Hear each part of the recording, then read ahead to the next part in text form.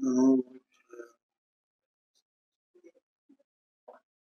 नमस्ते साराय चित्संभवाय वंदित सरस्वती ओछमी पर परिणति हेतो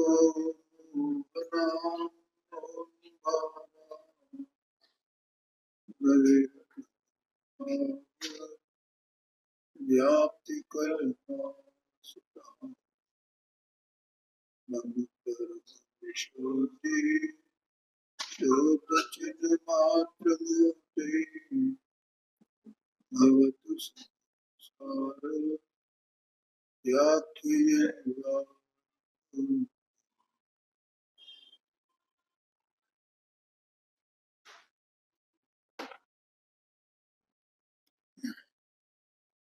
सन्यासार जी मुमताज राज के आधार से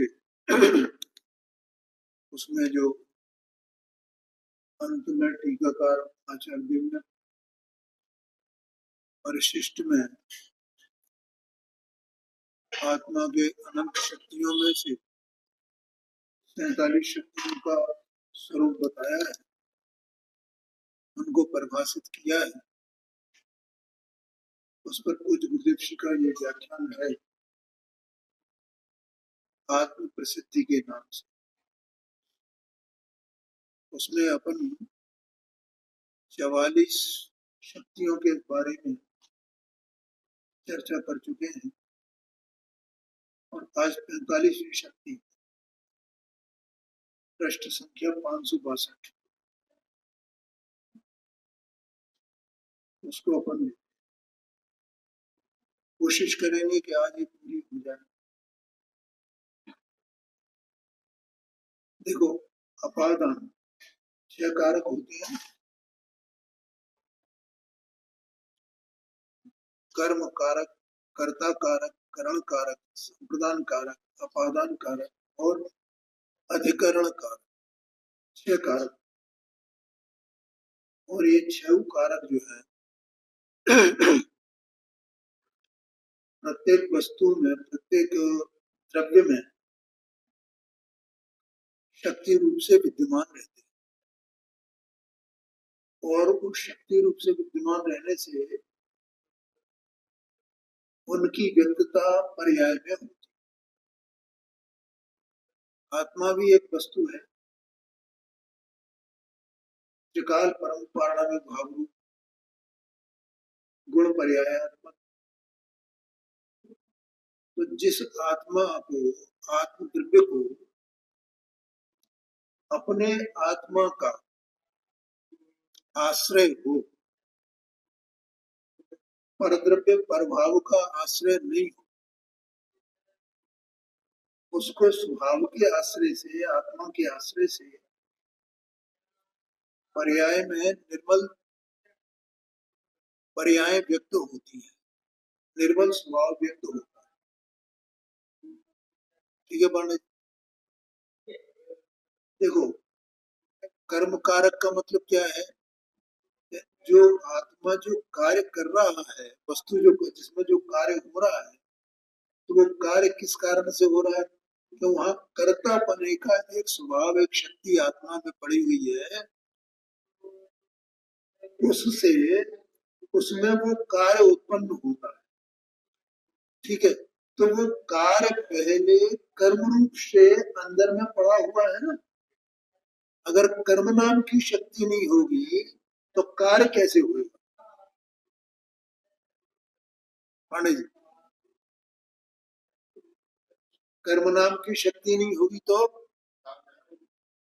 कार्य कैसे होगा? अच्छा, वो जो कार्य हुआ तो वो बिना कर्ता के कैसे हो सकता है?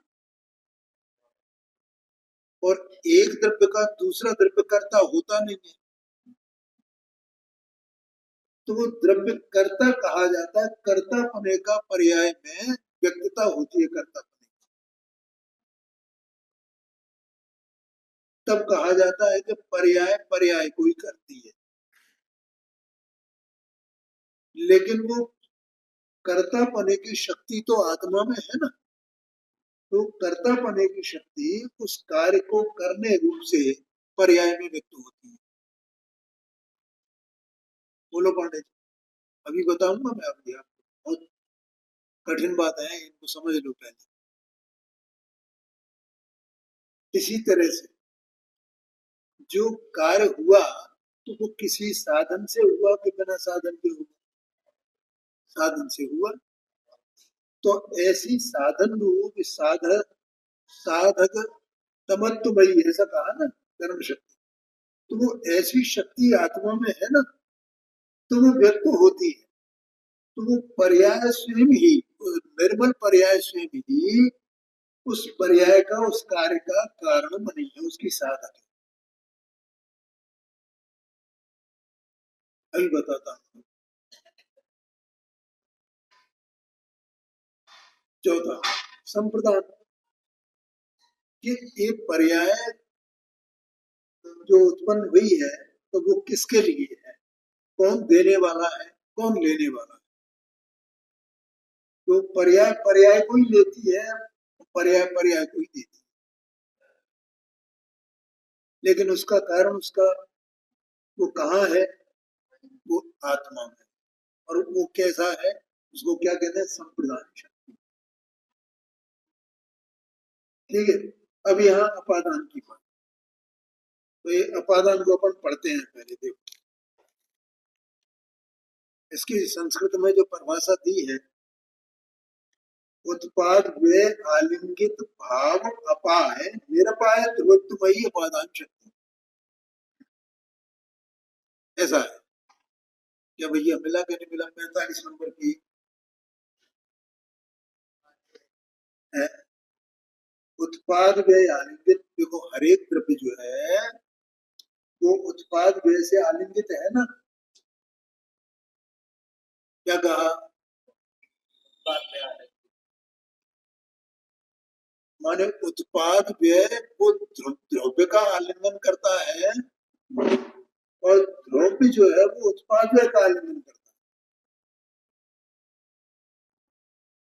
देखो जब वस्तु उत्पाद व्यय द्रव्यात्मक है या गुण पर्याय, इसकी जो चर्चा की जाती है तो हमें ऐसा लगता है जैसे पर्याय अलग है और द्रव्य अलग। हमें कैसा लगता है, एक विद्वान ने तो ऐसा कहा पांडे जी, पर्याय पर्याय कैसे है कि जैसे चक्की के दो पार्ट होते हैं, एक तो ऊपर चलता रहता है और दूसरा स्थिर रहता है। ऐसी उन्होंने व्याख्या की पर्याय में। पर्याय ऐसी है क्या? चलो, उसमें पर्याय में और द्रव्य में, उत्पाद में और द्रव्य में कोई ज्वाइंट है क्या?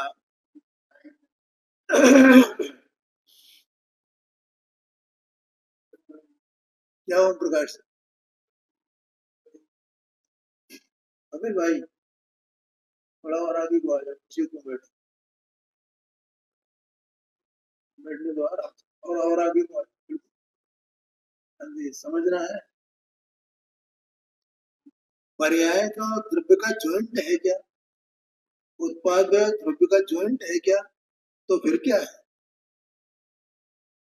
अपने को ऐसे जब भेद का कथन किया जाता है ना, तो अपने को अज्ञान के कारण भेद को अलग अलग दिखाई देता है। पर्याय अलग, द्रव्य अलग, उत्पाद में अलग, द्रव्य अलग,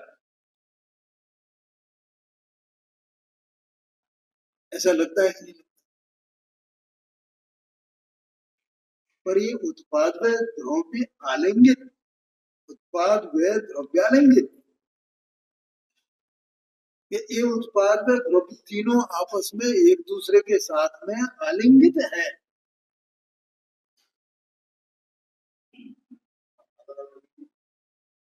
आया कि नहीं आया? इसका मतलब ये हुआ ये उत्पाद जो है ना पर्याय, और द्रव्य माने गुण। क्या कहा? और गुणों का समूह द्रव्य है। द्रव्य क्या है? गुणों का समूह द्रव्य है ना।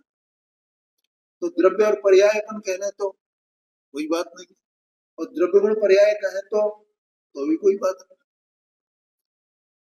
तो यहाँ ज्ञानियों ने, आचार्य धर्मात्माओं ने ये कहा कि द्रव्य जो है वो गुण पर्यायों को प्राप्त होता है,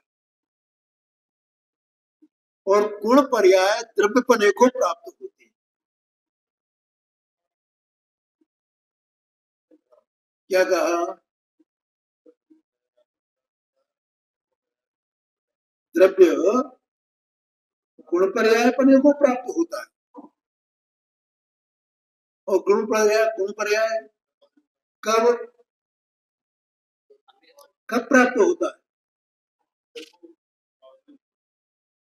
कब प्राप्त होता है? बोलो बोलो, निशंक बोलो भाई। तो हमेशा ही है। हाँ, ये बात है। ये कब का प्रश्न ही बेकार का है। वस्तु का स्वरूप ही ऐसा है। आया कि नहीं आया? हर एक वस्तु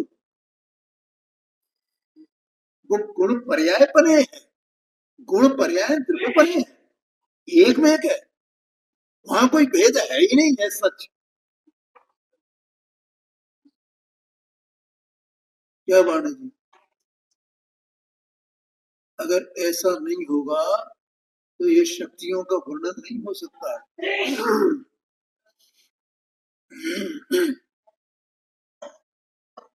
बोलो, अभी मैंने बोला ना, शक्ति है, जो गुण है, उस गुण की व्यक्तता पर्याय में होती है ना। तो एक भेद का कथन हो गया ये, लेकिन वो गुण की रचना ही ऐसी है कि वो पर्याय सहित ही है हर समय। द्रव्य अनंत गुणों वाला है, ये भेद का कथन है। लेकिन द्रव्य तो अनंत गुण में ही है, एक ही है वो, उसमें भेद है ही नहीं गुणों का।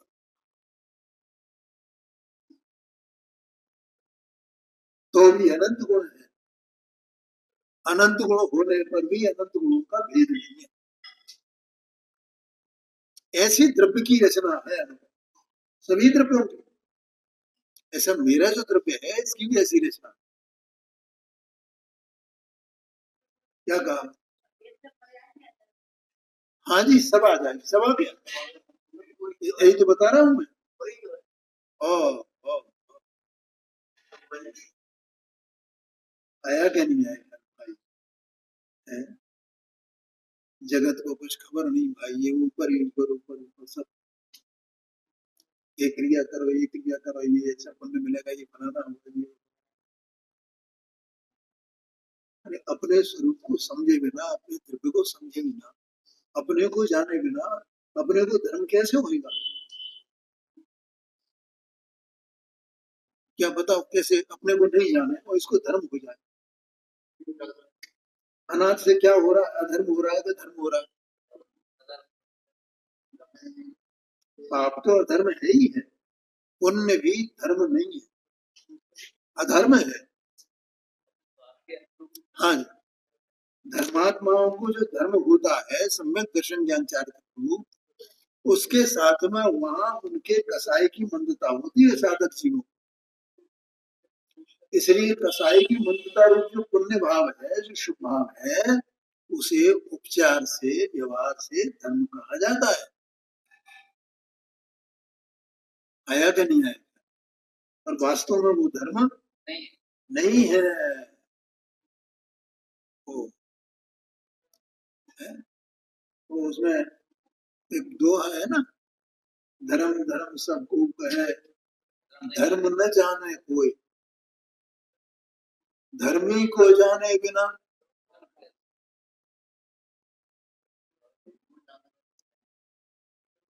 है क्या नहीं है?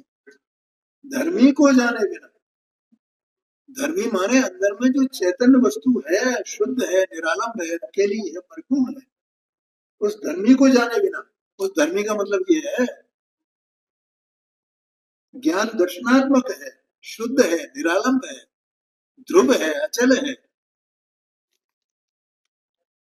आया कि नहीं आया? क्या इसी इसमें जो व्याख्यान है गुरुदेव का, इसमें प्रवचन सार जी की 193 नंबर की गाथा है, इसमें कोट किया गुरुदेव जी। उससे पहले 192 नंबर की गाथा है। उस 192 नंबर की गाथा में कुंद कुंद देवता है, ऐसा पूरी गाथा में लिखा है, मैं ऐसा मानता हूं कि आत्मा ये शब्द है, मानता हूं माने ये वैसे ही देख करके सामान्य पर मानता हूं ऐसा नहीं, पर अंदर में उसकी प्रतीति, पहचान, श्रद्धान, अहम, ऐसा उसका अर्थ है।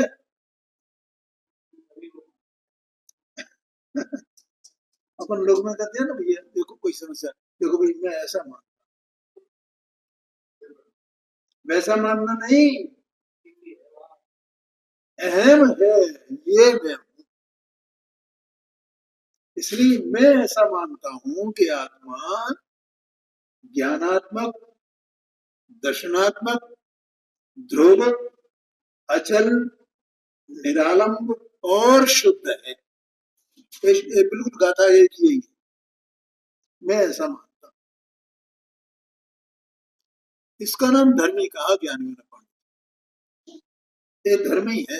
ये आप ही है ना, कोई दूसरा है क्या? आप ही है। तो धर्मी का आश्रय न करे तो वो धर्म कहां से हो? धर्म क्या है?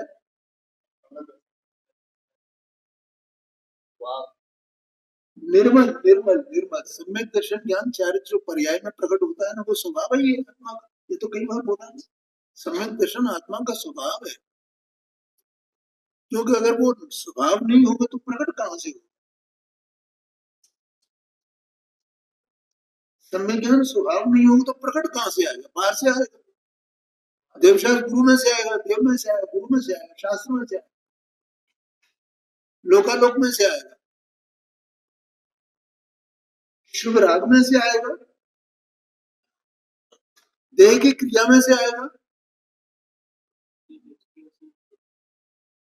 कर्म के क्षय क्षोभसम में से आएगा, किसमें से आएगा?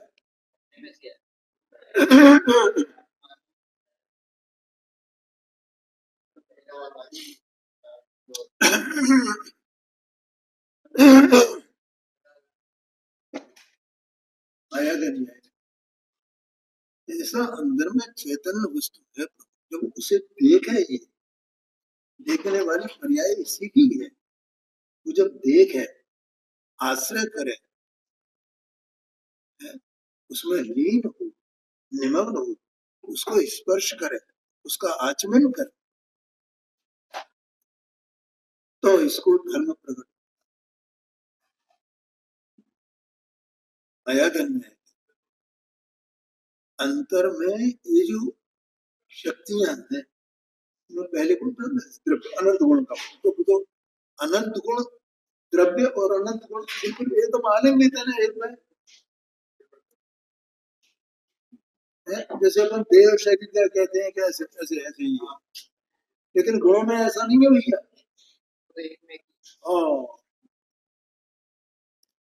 अनंत गुण एक स्वभाव है, एक रूप है। आत्मा असंख्यात प्रदेशी वस्तु है ना, उसका एक एक प्रदेश वैसे ही है, एक एक प्रदेश में अनंत गुण है, अनंत गुणमय, एक एक प्रदेश पर्यायमय, अनंत गुणों की पर्याय एक साथ,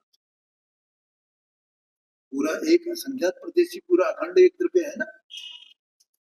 वो परिणाम करता है, उसका जो परिणाम होता है, अगर हम रागादिक को पार कर दें तो वो जो परिणाम होगा वो निर्मल परिणाम होगा ना।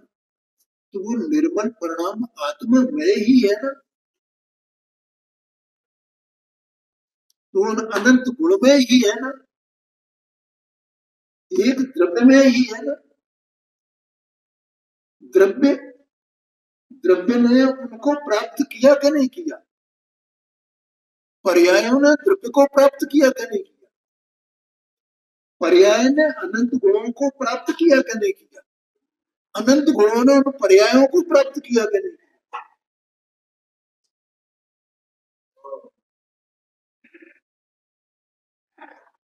क्या भैया समझ में ना? देखो मैं रोजाना कहता हूँ भैया, ये देह मनवाणी को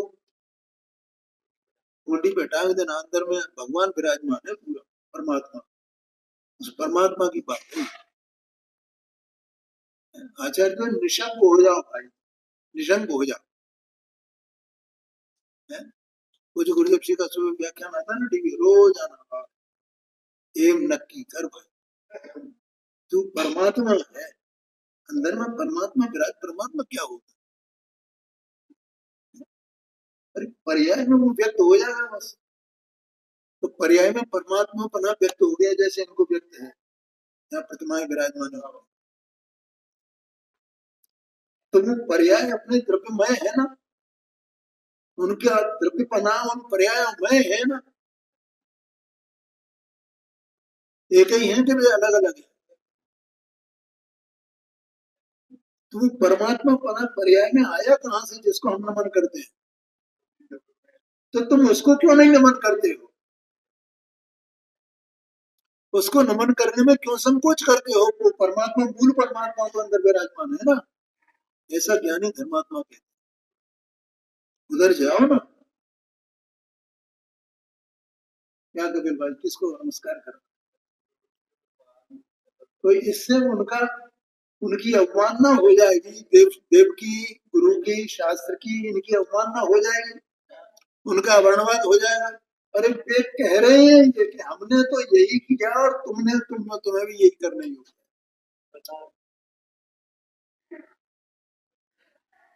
ये तो तुम्हारा शुभ भाव है, शुभ राग है कि तुम हमारी तरफ झुकते हो। हम तो कह रहे हैं तुम्हें ये राग निकल जाए और तुम शुद्ध हो जाए। शुद्ध भाव जब अपनी तरफ जाओगे तो तुम्हारा राग ये विकार नहीं रहेगा, तुम शुद्ध हो जाओ।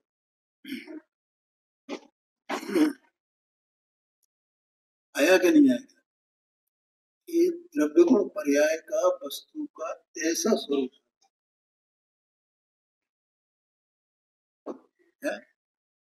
अब बोलो, ये जो शक्तियां हैं, ये शक्तियां बताइए, तो शक्तियां व्यक्त हो रही है कि नहीं हो रही?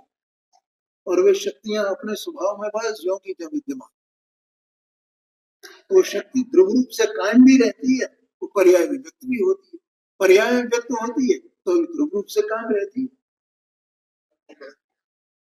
ऐसे ऐसा ऐसा वस्तु का स्वरूप है ना।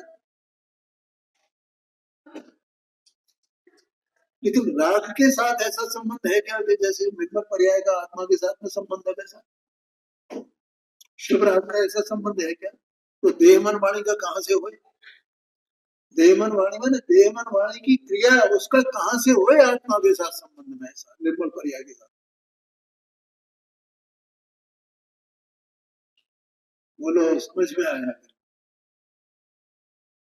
ये तो माना मैं शुद्ध भोजन करता हूँ, मैंने ये त्याग दिया, वो त्याग दिया, मैंने फलाना कर दिया, इससे मुझे धर्म होता है, इससे मुझे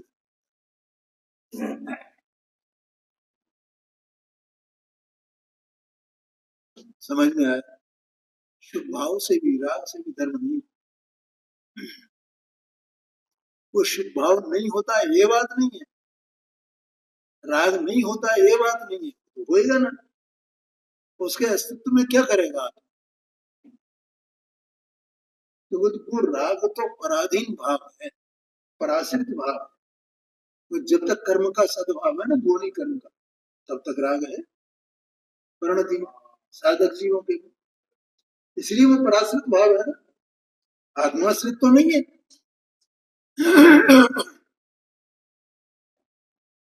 आत्माश्रित तो आत्मा की जो पर्याय में निर्मलता व्यक्त हुई है वो है आत्माश्रित। तो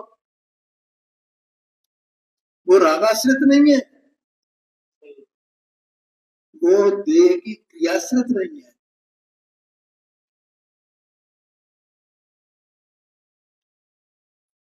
बोलो बोलो पांडे जी, समझ में आया? ऐसा है।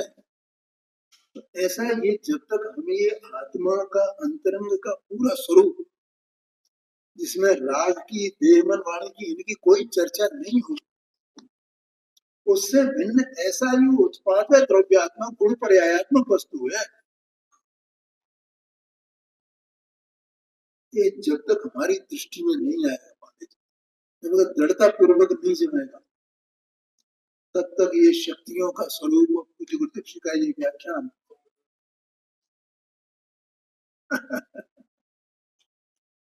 वाह,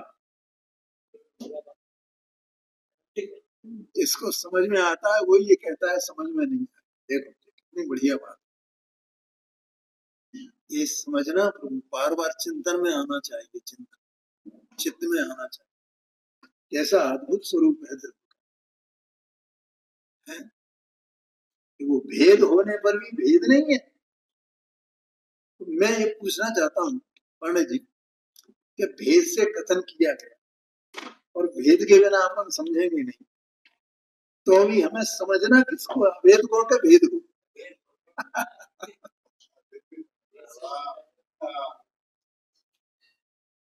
हाँ,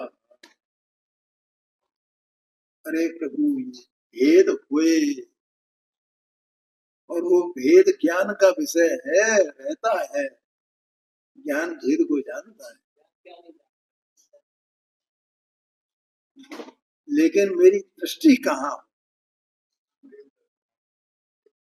अभेद पे के भेद पे? मैं कौन हूँ? मैं भेद रूप हूँ क्या भेद रूप? बोलो तो भाई। हाँ, ये बात एकांत भेद का दृष्टि है, आया कि नहीं? एकांत अनाद से भेद में ही दृष्टि है, भेद में ही दृष्टि है। तो वस्तु जो है उसके भेद पे दृष्टि है, और देह मन वाणी और राग के साथ में मिला करके उस पर अभेद पे दृष्टि है, मिथ्या दृष्टि, झूठी दृष्टि है, असत्य दृष्टि। क्या कहा है? जब आत्मा की बात चलती है तो सज्ञानी को भेद दिखाई देता है, अभेद दिखाई नहीं देता है। और दृष्टि इनके साथ में, देह मन वाणी के साथ, राग के साथ में अभेद मानता है। यद्यपि ये पर्याय इनकी, राग की और इसकी, क्षण क्षण बदलने वाली है ना, नहीं पंडित जी? राग की जो पर्याय है ना, वो एक क्षण को टिकती नहीं है, वो एक क्षण में बदल जाती है, इतनी झीली, इतनी हल्की है। देह की दशा एक एक क्षण, कोई क्षण ऐसा है जो वो स्थायी हो जाए एक दूसरे क्षण के लिए। शरीर की दशा, मन की दशा, वाणी की दशा, ये एक क्षण के लिए भी हो जाए कि ये दूसरे क्षण भी ऐसी बनी रहे, बस बिल्कुल जैसे देह की दशा दूसरे क्षण टिकती नहीं है, वैसे ही राग की दशा भी दूसरे क्षण टिकती नहीं है। ये समझ लो।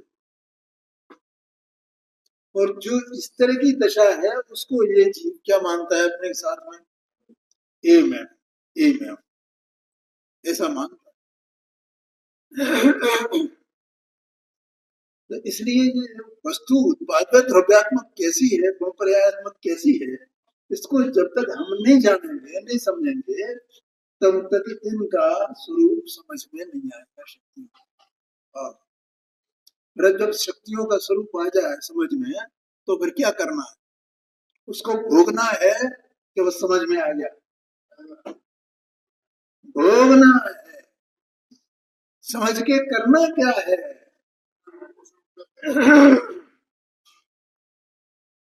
बस वही दृष्टि जम जाए तो ये भोग शुरू हो गया शक्तियों का।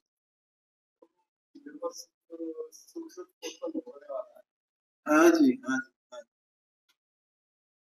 साधक जी क्या करते हैं? उनको भोगते हैं शक्ति, अपनी शक्तियों, राग को नहीं, विषयों को नहीं, इंद्रियों को नहीं, अन्य पदार्थ भोग सामग्री को नहीं, अपने को भोगते हैं, अपने में निमग्न होकर। विश्व की सब अतीन्द्रिय आनंदमय है, अतीन्द्रिय आनंद, इंद्रिय इंद्रिय।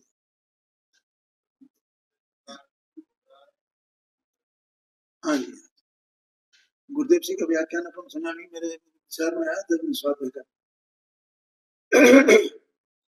तो व्याख्यान करते पंडित जी आपने सुना होगा, नहीं सुना? आपने सुना?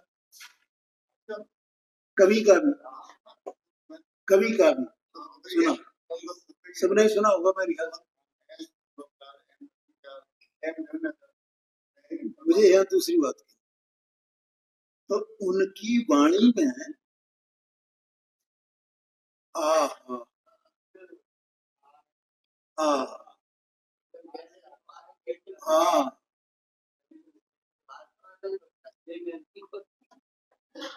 अब देखना, उनकी वाणी का विषय, उनके व्याख्यान का विषय चाहे अस्थि हो, चाहे नास्ति हो,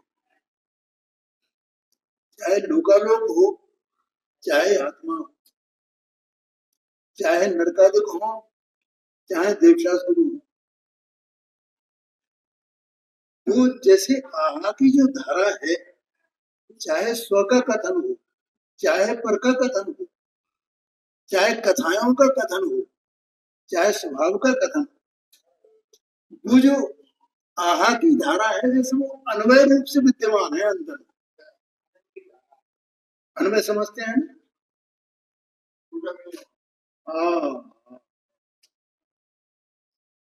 ऐसी धारा चलती है जब आनंद की, आनंद की, आनंद की, आनंद की, आनंद की, वहां से वो व्याख्यान आता है।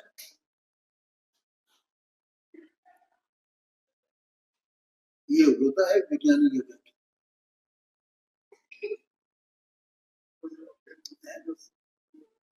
हाँ जी, हाँ जी,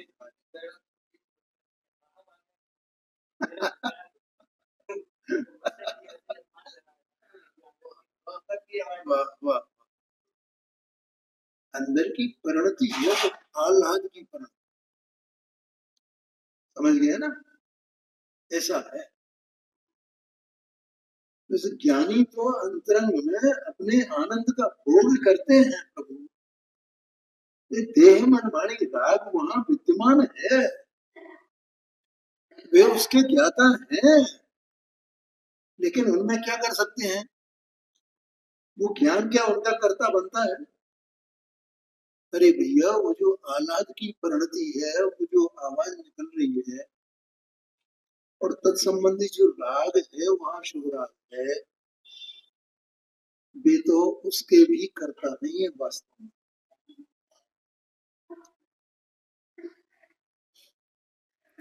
आया कि नहीं आया? तो यहाँ ही उत्पाद व्यय आलिंगित ये शब्द है ना, उत्पाद है द्रव्य आलिंगित। अब आलिंगित का अर्थ समझ में आ गया पंडित जी? आलिंगन का अर्थ क्या होता है? उसमें उसमें उसमें उत्पाद व्यय द्रव्य, ये तीनों जो भाव है ना, यहाँ भाव यह है उत्पाद, उत्पाद व्यय द्रव्य आलिंगित भाव, ऐसा शब्द है। देखो देखो देखो, उत्पाद व्यय द्रव्य आलिंगित भाव, तो ये भाव माने वो जो परिणाम प्रकट हुआ है, निर्मल परिणाम, सम्यक दर्शन का, सम्यक ज्ञान का, सम्यक चारित्र, तो वहां उसमें वो परिणाम, अगर अपन भेद करें तो वो परिणाम वो पर्याय हो गए, ठीक है? और द्रव्य वहां स्वभाव रूप अलग रहा, ऐसा लगेगा ना अपने को? लेकिन यहाँ कह रहे हैं कि वो जो भाव है, वो भाव उत्पाद व्यय द्रव्य आलिंगित है।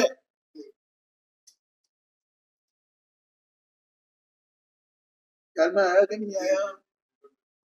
वो भाव कैसा है? भैया समझ में आया नहीं? है जी, एक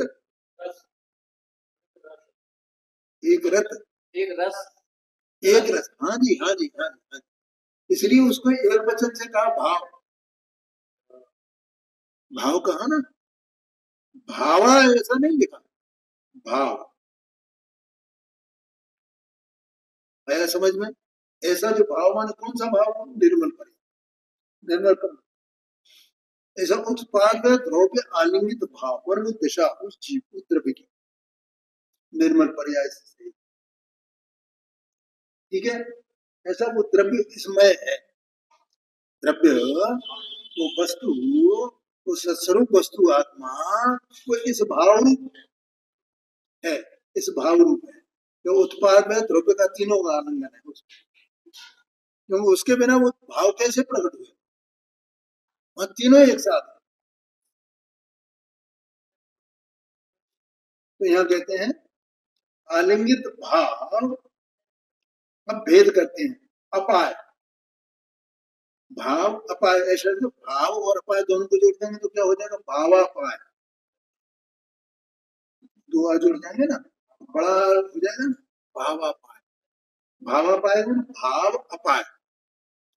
अपाय का मतलब है नष्ट हो जाना, अभाव हो जाना।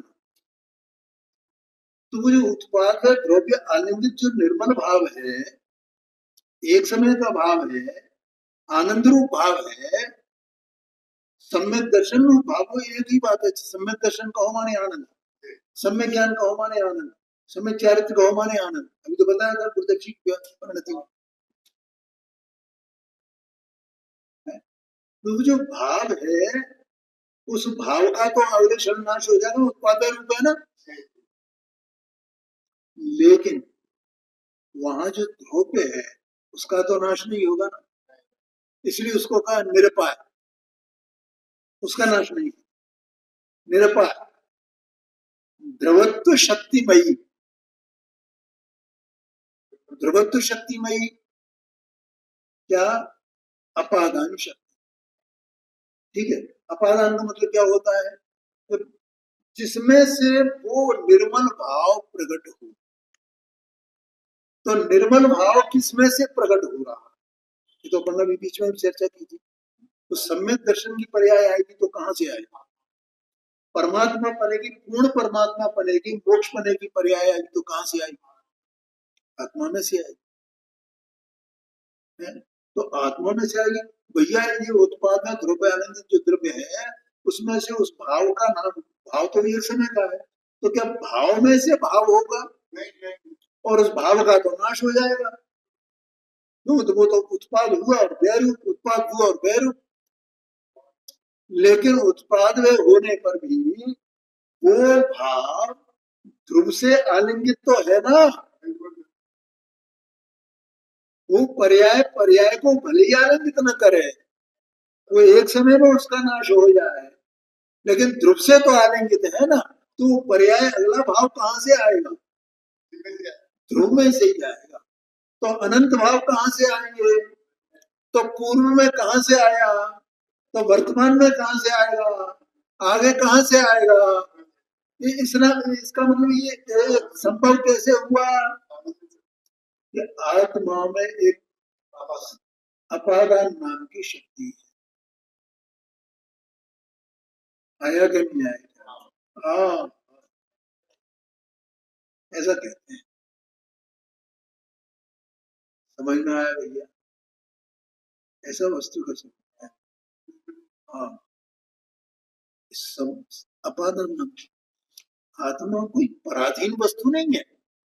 इसका मतलब मैं आत्मा कोई पराधीन वस्तु हूं क्या? मुझे निर्मल भाव प्रकट करने के लिए मुझे शुभ भाव की चिंता करनी चाहिए, देह मन वाणी की क्रिया की चिंता करनी चाहिए।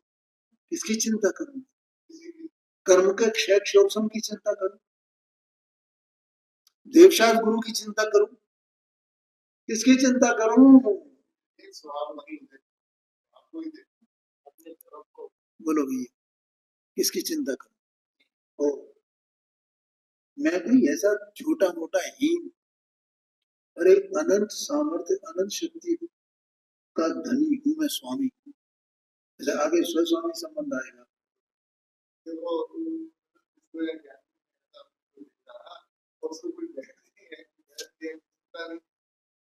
ऐसा अपना स्वरूप है ना भाई, ऐसी सत्ता तेरी विद्यमान अंदर में है ना।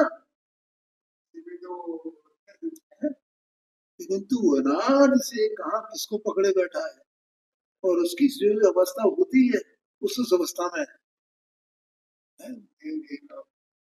बड़ी सामने लिखा ना मोक्ष का प्रदर्शन, वो उसमें छड़ना मैं सुखी दुखी रंग राव धन ग्रह भूधन इन वाला में, प्रभाव प्रतिष्ठा वाला में, क्या है ये सब क्या है, इनसे मेरा अस्तित्व है। देव सुभग मूर्ख प्रवीण, इनसे मेरा अस्तित्व है, इनमें मेरा क्या है, इनकी सत्ता इनके कारण से है कि मेरे कारण से है, मेरी सत्ता इनके कारण से है या मेरे कारण से। ऐसी स्वतंत्र सत्तावान वस्तु है ना प्रभु, तेरी निर्मल पर्याय तेरे में से प्रकट होती है, किसी अन्य में से प्रकट नहीं होती। ये बता क्या बोलो पांडे जी, कहाँ से आए? हाँ भैया, ये एक बार इस देह मनमानी से धन्य को स्वयं सत्स्वरूप वस्तु को ऐसा देखते क्यों नहीं है, क्यों नहीं देख लेते, क्या बाधा क्या है इसमें, देखने वाला भी स्वयं ही है। कल वो प्रश्न आया था ना, क्या था, ये समझ में नहीं आता है, ऐसा समझने वाला कौन है, जहां से ये प्रश्न आया है वही तो तू है। ऐसी तो वस्तु अभी है बिल्कुल निर्मल, अभी मैंने बताया था ना कैसा है आत्मा, आचार्य देव कुंद कुंद देव कैसा मानते हैं, 112वें नंबर की गान दर्शनात्मक ज्ञानात्मक ध्रुव अचल है, निरालंब और शुद्ध, ये 6 शब्द है, ऐसा मैं आत्मा को मानता। अच्छा तो भगवान ने कहा इसलिए मानते हो कि आप देख के अंदर में मानते, मैं ऐसा हूं, ऐसी मेरी सत्ता है। जगत की जितनी जीव राशि है, हर हरेक जीव ऐसा कैसे, निगोद का जीव भी ऐसा ही है क्या नहीं, जो निगोद का जीव कोई ऐसा जीव हो और निकलेगा, अभी तो निकला ही नहीं है, अनंत अनंत अनंत अनंत काल हो, और निकलेगा तो मोक्ष प्राप्त करेगा, तो वैसे ही है ना, कहाँ से आएगा उसका मोक्ष, परमात्मा पर कहाँ से प्रकट होगा, क्रिया है अपने में से ही आएगा ना है? हाँ जी हाँ जी हाँ, एवं देखो गुरुदेव जी का व्याख्यान है,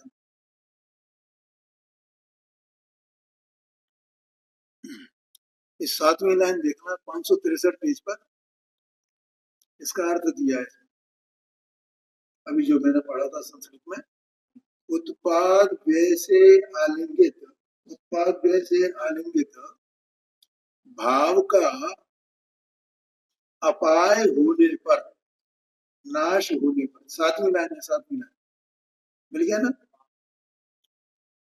माने जो भाव है वो उत्पाद व्यय से आलिंगित है ना, क्योंकि वो एक समय की पर्याय है ना, तो वो उत्पाद उत्पन्न हुई और नष्ट हो गई, तो उत्पाद व्यय उसको भाव को निर्मल पर्याय को केवल उत्पाद व्यय रूप पता है, उत्पाद व्यय से आलिंगित भाव का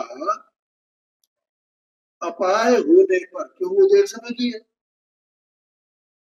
हानि को प्राप्त न होने वाले ऐसे ध्रुवत्वमयी, निरपाय ध्रुवत्वमयी शक्ति, ध्रुवत्वमयी अपादान शक्ति है, ध्यान में। अब देखो अंतिम पैरा देखो इसमें, पर्याय का नाश होने पर भी आत्मा का नाश नहीं हो जाता। आया समझ में? पहली बात क्या कहा? हाँ जी, आत्मा माने अभी जो बताया था, वो जो छह बातें बताई थी पांडे जी। ज्ञानात्मक, दर्शनात्मक, ध्रुव, अचल, निरालंब और शुद्ध, छह बातें थी ना।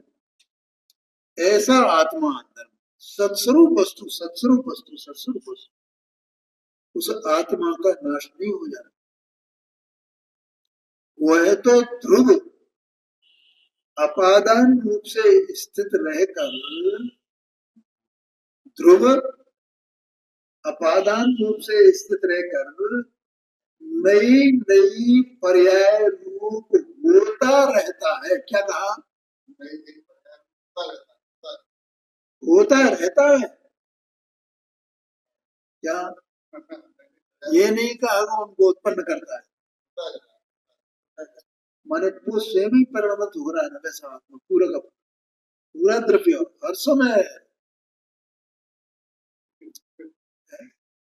जैसे सिद्ध भगवान है ना, तो सिद्ध भगवान की जो सिद्ध अवस्था है, तो उनका जो द्रव्य है, वो द्रव्य पूरा का पूरा हर समय सिद्ध सिद्ध सिद्ध सिद्ध सिद्ध, ऐसा सिद्ध भाव रूप, सिद्ध भाव रूप, सिद्ध भाव रूप, सिद्ध भाव।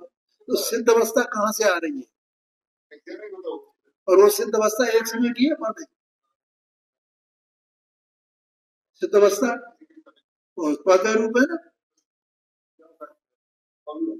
हाँ, वो आत्मा जो ध्रुव है ना, वो ध्रुव आत्मा वो हर समय है, वो सिद्ध अवस्था रूप, सिद्ध अवस्था रूप, सिद्ध अवस्था रूप होता रहता, होता रहता, होता रहता, होता रहता। ऐसा कहा। कैसे होता रहता है? कौन सी शक्ति के द्वारा? अपादान शक्ति के। अनंत पर्याय नष्ट हो गए, इसलिए द्रव्य के स्वभाव में से कुछ कम हो गया। क्या कहा? बोलो पांडे जी। अनंत काल पहले जो जीव सिद्ध हुआ, तो उसकी कितनी पर्याय होगी होंगी भैया? अनंत अनंत। और वे अनंत अनंत पर्याय सब नष्ट हो गई ना, तो भी इसलिए द्रव्य के स्वभाव में से कुछ कम हो गया है, ऐसा नहीं है। अज्ञानी को अपने ध्रुव स्वभाव की दृष्टि न होने से, देखो अपन ने बीच में चर्चा की थी ना इसकी, उसकी दृष्टि नहीं होने से संयोग में कमी आने पर मानो में कम हो गया। क्यों? अब मेरी ताकत कम हो गई, मैं बूढ़ा हो गया ना, तो मेरी ताकत कम हो गई। मैं जवान था तो मेरी ताकत ज्यादा थी, ऐसा पर मानते हैं ना क्या? पर भाई तू कौन है? ये परद्रव्य की कमी से, परद्रव्य के बढ़ने से पैसा बढ़ गया तो तो पैसा कम हो गया तो मैं रोगी हो गया तो, और मैं निरोगी हो गया तो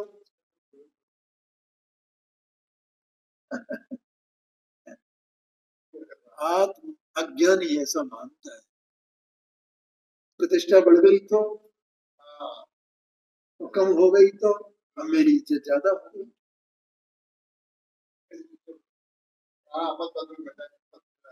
चतुराई बढ़ गई तो, और चतुराई कम हो गई तो भैया वो आत्मा में क्या कमी हुई है? कुछ भी कमी नहीं हुई। अज्ञान ये सब समाप्त करना। अथवा पर्याय का नाश होने पर मानो मेरे आत्मा का ही नाश हो गया, इस प्रकार संदेह, भय और आकुलता बनी ही रहती है। आया कि नहीं आया? इसलिए मृत्यु का भय उसे बना ही रहता है। ज्ञानी तो जानता है कि मेरा मरण नहीं, मैं तो ध्रुव रहने वाला हूं। चाहे देखो ज्ञानी जीव चाहे कंगाली अवस्था हो, कर्म के उदय जन, और चाहे चक्रवर्ती जैसा हो, वो संयोगों से अपने को नहीं देखता, अपने आत्म वैभव से अपने को देखता है। हाँ जी हाँ, वे सब उसे धूल जैसे दिखाई देते हैं। मर्द का नाम लिए क्या दिखाई देते हैं? काक पीठ सम गिनत है, ऐसा है कि नहीं है? कौए की पीठ। ज्ञानी तो जानता है कि मेरा मरण नहीं, ध्रुव रहने वाला हूँ, संयोग के कम होने से मेरा कुछ कम नहीं होता, और पर्याय का नाश होने से मेरा नाश नहीं होता है। संयोग में से या नष्ट होती हुई पर्यायों में से मैं अपना सम्यक दर्शन रूपी कार्य नहीं लेता, इसलिए वह कोई मेरा उपादान नहीं है। कि बाहर के पदार्थ मेरे उपादान, ध्रुव स्थायी एवं अपने स्वभाव में से ही मैं अपना सम्यक दर्शनादि कार्य लेता हूँ, उन्हीं में से लेता हूँ। उपादान माने में से, है ना? कर्ता ने कर्म को एक दिन अपन ने पढ़ा था ना, करण से, और संप्रदान को के लिए, और अपादान से अपेक्षा में से। अपादान माने में से, किसमें से होगा, किसमें से होगा, तो उसमें से कार्य लेता हूँ, इसलिए मेरा आत्मा ही मेरा अपादान। ऐसा समझ, आगे चर्चा बन